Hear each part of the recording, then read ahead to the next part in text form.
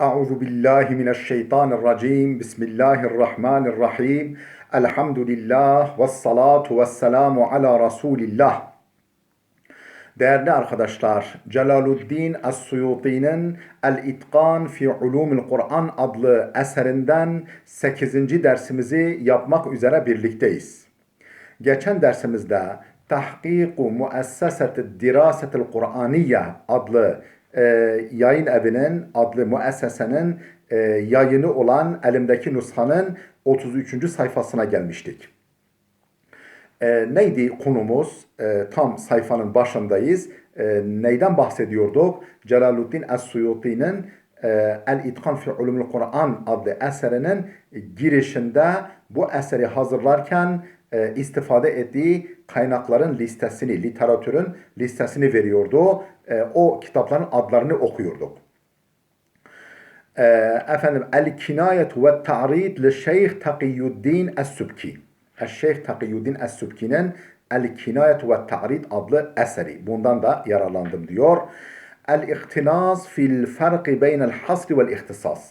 Hasır, yani edebi sanat olarak hasır ve ihtisas, tırnak içinde bu iki kavram arasındaki fark, yani farka dair el-ihtinas. El-ihtinas fil farqi beynel hasri vel ihtisasi lehu, yine efendim Tacuddin, Takiyuddin Es-Sübki'ye ait bu eserden de yararlandım.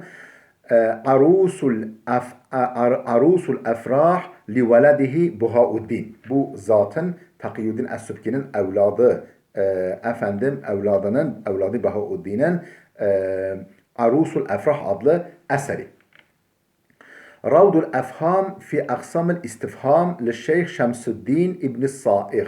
İbn-i Saih'in, Şeyh Şemsuddin İbn-i Saih'in Ravdul Efham fi Aksamil İstifham adlı eseri, istifhamın kısımları, soru edatları, soru sorma tarzlarının kısımları.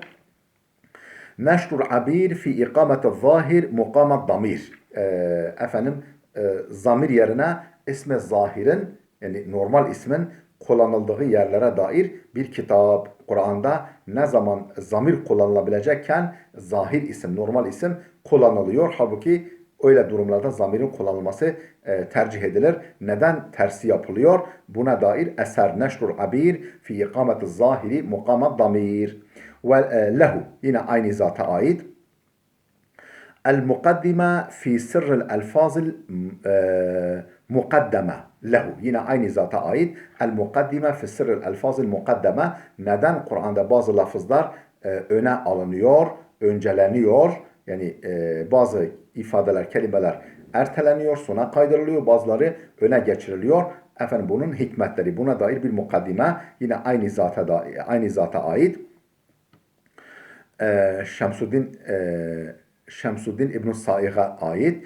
İhkamur Ray fi ahkamil ay lehu. Yine aynı zata ait. İhkamur Ray fi ahkamil ay. Ayetlerin hükümleri konusunda İhkamur Ray diye yani görüşlerin muhkem kılınması, sağlam görüşler ortaya konulmasına dair bir eser aynı yazara ait. Münasebatu tertib-i suver le Ebi Cafer ibn Zübeyr. Ebu Cafer ibn Zübeyr'e ait münasebatu tertib-i suver. Surelerin sıralanış ilişkisi. Neden? Sureler mevcut sıraya göre dizilmişler. Bunun inceliklerinden, sırlarından bahseden bir kitap. Fevasilul ayat, ayetlerin fasılaları, Lit-Tufi. Et-Tufi isimli alime ait Fevasilul ayat, ayetlerin fasılaları, yani ayetin sonlarına ahenk veren sesler, yani ona Fevasilul ayat deniyor. El-Methelus Sair li İbnül Esir. İbnül Esir'in El-Methelus Sair adlı eseri. El-Felekud Dair alel Methelus Sair. Bu El-Melekus Sair alel Methelus Sair. Yani İbnül Esir'in bu eserine dair El-Felekud Dair diye bir kitap da yazılmış. Kenzul Bera'a li İbnül Esir. Yani İbnül Esir'in Kenzul Bera'a adlı eseri. Şerhu Bedi'i Kudame lil Muvaffak Abdüllatif. Şerhu Bedi'i Kudame. Kudame isimli alimin Şerhul Bedi'i var. Daha doğrusu Kudame'nin Bedi'i var. Bedih isimli bir eseri var. Onun şerhi kime ait? Lil Muvaffak Abdüllatif. El Muvaffak Abdüllatif'e ait Şerhu Bedi'. Bedi' isimli eser kime ait? Kudame'ye ait. Ve minel kutubi fîmâ sivâ zâlike minel envâh. Efendim bunlar özel alanlara dair, yani özel ulumul Kur'an bilgilerine dair eserler. Bir de ve minel kutubi fîmâ sivâ zâlike minel envâh. Bunların dışındaki bilgi türlerine dair başka eserlerden de yararlandım. Onların da listesini veriyor. El Burhan fi muteşabihil Kur'an lil Kirmani. El Kirmani'nin El Burhan li muteşabiha fi muteşabihil Kur'an. Kur'an muteşabihlerine dair efendim El Burhan adlı eser. Bundan da yararlandım. Durretu tenzil ve gurretu te'vil fil muteşabih. Muteşabihe dair, muteşabih yani muhtem muteşabihin muteşabih kısmına dair durretu tenzil ve gurretu te'vil Ebi Abdullah Er-Razi. Ebu Abdullah Er-Razi'ye ait bu eser. Bundan da yararlandım diyor. Keşful maani fil muteşabihil methani. Muteşabihul methani. Yani methani, yani tekrarlanan muteşabihlere dair Keşful Maani isimli eser kime dair? Lil Kadi Bedreddin bin Cema'a. Kadi Bedreddin İbn-i Cema'aya ait bu eserden de yararlandım. Emsalul Kur'an li el Maverdi. Lil Maverdi. Maverdi'ye ait Emsalul Kur'an adlı eser. Aksamul Kur'an li İbnül Kayyim. İbnül Kayyim'in Aksamul Kur'an'a dair eseri. Cevahirul Kur'an lil Gazali. Gazali'ye ait Cevahirul Kur'an adlı eser. التعريف والإعلام فيما وقع في القرآن من الأسماء والأعلام للسهيلي. السهيلية ait التعريف والإعلام فيما وقع في القرآن من الأسماء والأعلام. Yani Kur'an'da yer alan isimler ve alemlere dair, özel isim, normal isimler ve özel isimlere dair bir kitap Süheyli'ye ait. اَذَّيْلُ عَلَيْهِ لِİbnu Asker. İbn-i Asker'e dair bir zeyl var. Bir haşiye zeyl var bu kitaba dair. Bu kitap üzerine. Et-Tibyan fi mubhematil Kur'an lil Kadi Bedreddin bin Cema'a. Kadi Bedreddin İbn-i Cema'nın Et-Tibyan fi mubhematil Kur'an. Kur'an-ı Kerim'in mubhematına dair Et-Tibyan adlı bir eser. Esma'u men nezele fihimul Kur'an li İsmail Ad-Darir. İsmail Ad-Darir'e ait Esma'u men nezele fihimul Kur'an. Haklarında Kur'an ayetleri inmiş olan isimler. İsimlere dair bir kitap İsmail Ad-Darir'e ait. Zatur Raşad fi adedil ay ve şerhuha lil mevsili. Zatur Raşad isimli bir kitap. Fi adedil ay. Ayetlerin sayısına dair bir kitap Zatur Raşad ve şerhuha ve onun şerhi, ikisi de lil mevsili, el mevsiliye ait. Bu iki eser. Yani hem eseri yazan da hem şerhini yapan da el mevsili adlı alimdir. Şerhu Ayat-ı Sıfat li İbn-i Lebban. İbn-i Lebban'a ait Şerhu Ayat-ı Sıfat. Yani Kur'an'da yer alan ilahi sıfatların şerhi. Eddurrun Nazim. Eddurrun Nazim min fi menafi'l Kur'an'l azim. Eddurrun Nazim fi menafi'l Kur'an'l azim. Kur'an-ı Kerim'in faydalarına dair Eddurrun Nazim isimli eser kimin? Lil Yafi'i, el Yafi'iye ait. Ve min kutubir resmi, yazı çeşidi, Kur'an-ı Kerim'in yazım stili, yazım tarzına dair kitaplar arasından da şunlardan yararlandım.